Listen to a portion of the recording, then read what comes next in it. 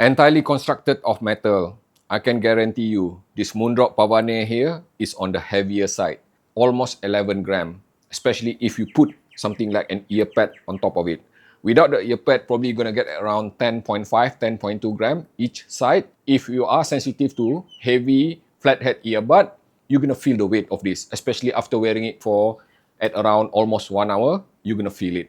Being all metal, being chrome and fanciful like this, aside from being heavy, when I place it like this, due to the shape of my ear, and if you have similar ear to me, kind of a bit shallow, this thing moves a lot and it falls a lot so very easily like this. So I was forced to use something like this, an ear pad, which is, by the way, not included because the one that's included so exceedingly difficult to attach. Even this one, which is XL size ear pad, which is purchased separately in Shopee, okay, it is attached already, and I'm also attaching it on the other side here. And while doing this, let me mention something. Until today, I have not been able to figure out exactly which one is left, which one is right, because there's no marking at all on this ear shell here. I ended up having to play some sort of stereo sound, which will indicate which one is left, which one is right. So just remember that it is heavy, it is slippery, and then secondly, it does not have any kind of indication of left and right. Otherwise, for the price of $380 US, this is definitely flagship quality when it comes to build quality, starting with the cable itself here, and this modular plug, which comes in 3.5mm single-ended and 4.4mm balance.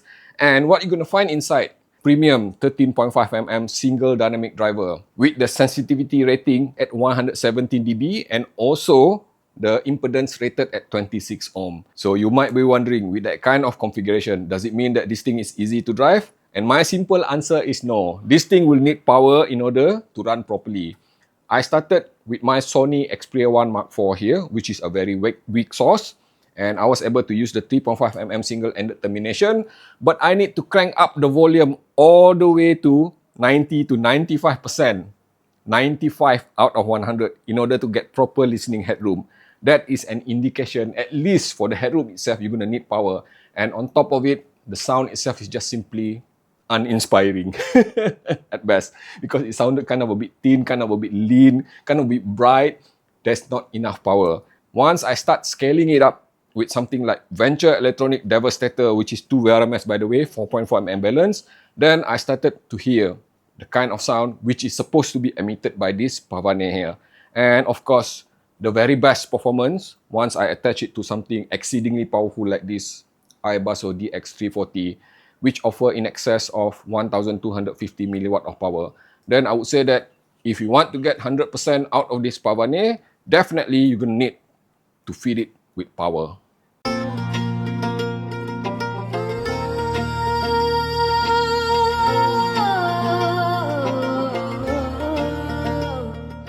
The kind of sound and performance that you're going to get from this PAVANE will depend on several factors.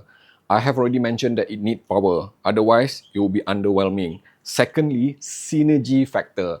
Synergy factor means that what kind of DAC amp do you use to drive it? If you use something which is natively bright sounding, natively clinical sounding, like topping DAC amp or even something like very resolving DAC amp, then this might end up kind of a bit clinical sounding, a bit too technical, and in fact, bright sounding.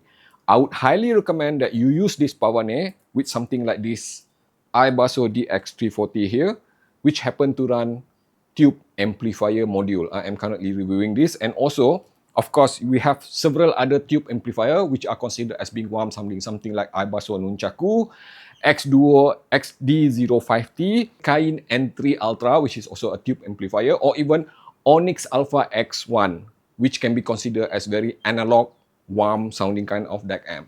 Then you're gonna get proper balance, which is analytical as it is musical. Another element very important as well. You see here, the ear pad. This thing is not included, let me repeat, not included with this PAVANE. The one that's included was this something like a donut, which means that there's a hole in the middle there. And if you use that, okay, or if you don't use ear pad at all, then the kind of sound that you're gonna get is something which I would consider as kind of a bit spicy, kind of a bit bright, kind of a bit too energetic in the upper frequency. The treble can be fatiguing. So, Aside from having comfort, the ability to secure to my ear better, this ear pad here is in fact more importantly for tuning purposes. It dampens the upper frequency, it dampens the treble region to a point that it is no longer spicy, it is in fact smooth and airy sounding. Let me ask you this, are you familiar with Alessandro MS1? Alessandro MS1 is an old school headphone, open back headphone, supraaural, which is a subdivision or sub-brand of Grado. The reason that I'm bringing up this Alessandro MS1 because when I listened to this for the first time from the get-go, once I attached the pad here and attached it to a warm sounding source, this thing reminded me a lot to the kind of beautiful sound of Alessandro MS1, which is fairly energetic, not dampened too much. It has that kind of brightness, it has that kind of sparkle and energy in the upper frequency, but non-offensive. It is in fact very smooth sounding. For a dynamic driver, this thing sounds very fast. In fact, I would even say that it is the kind of speed which I would expect from magnetic planar usually. But this is a dynamic driver, so that is very impressive.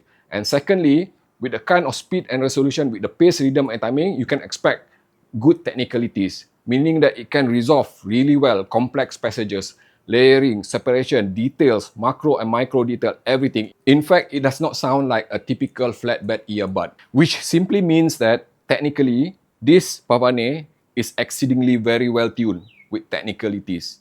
Let's just have a closer look at the upper frequency, the treble region. As I mentioned earlier, depending on what kind of source, what kind of power that you fed into this Pavane, and especially what kind of ear pad, the foam that you use, or without any kind of foam, especially without any kind of foam, then you can expect this Pavane to be bright sounding, airy, lots of extension, micro detail, it extends really far. But if you are sensitive to treble, then definitely you would want to use foam ear pad like what I did here, because it dampens things a bit more. A lot, in fact, to a point that it became smooth. You're gonna lose a bit, just a tiny bit of that micro extension in the uppermost treble region, but you still get that sparkle, you still get that airiness, you still get that macro detail, and I really enjoy it. It does not sound metallic at all, which is very important. And the upper mid-range does not exhibit any kind of pinna glare, which many people would consider to be quite offensive, especially when you subject it to certain type of high-pitched vocal like male falsetto or female soprano or alto from Mariah Carey or even Alison Krauss. And the instrument itself sounded just accurate. It is, in fact, I would consider as being transparent when it comes to the upper mid-range all the way to the treble region. When it comes to the mid-range itself, it is not frontal enough. It is not also far enough. It is just nice. The spacing, the placement of the mid-range itself. And it is, I would consider as being transparent sounding. It does not exhibit any kind of coloration. The vocal, the instrument, percussion, or any kind of mid-range would appear as how they are supposed to be. And the lower frequency, the tuning for the lower frequency, I would even say that kind of a bit moderate, because this is definitely not the kind of earbud for people who love big bass. But it does offer the kind of mild boosting, especially with the mid bass and also the sub bass, equally boosted, equally represented. So it is suitable for practically any kind of music, for as long as you are not a bass head. It is clean, it is tidy, it is fast. Something similar to like magnetic planar kind of speed when it comes to the lower frequency. The vibe, the punch, the rumble and everything is strong, but never overwhelming or overly fat sounding. If you love soundstage, you're gonna love this Pavane. The sensation, the immersion of that soundstage is similar to full-size headphone. It is still a bit more on the traditional stereo, which is left and right positioning. It is not exactly holographic, so it may not be suitable for gaming or even movie watching or even binaural type of music. But the placement of the instrument, the staging is just simply wide, open and spacious. I truly love it. Thank you so very much for watching the video until the end. Without skipping, I hope. Now click like and subscribe, and also follow me on Instagram under the name of AndyAV. And also, if you'd like to support me directly, you can join the membership below for behind the scene, especially for AAV Insider and above, which will allow you to see what I am doing behind the scene.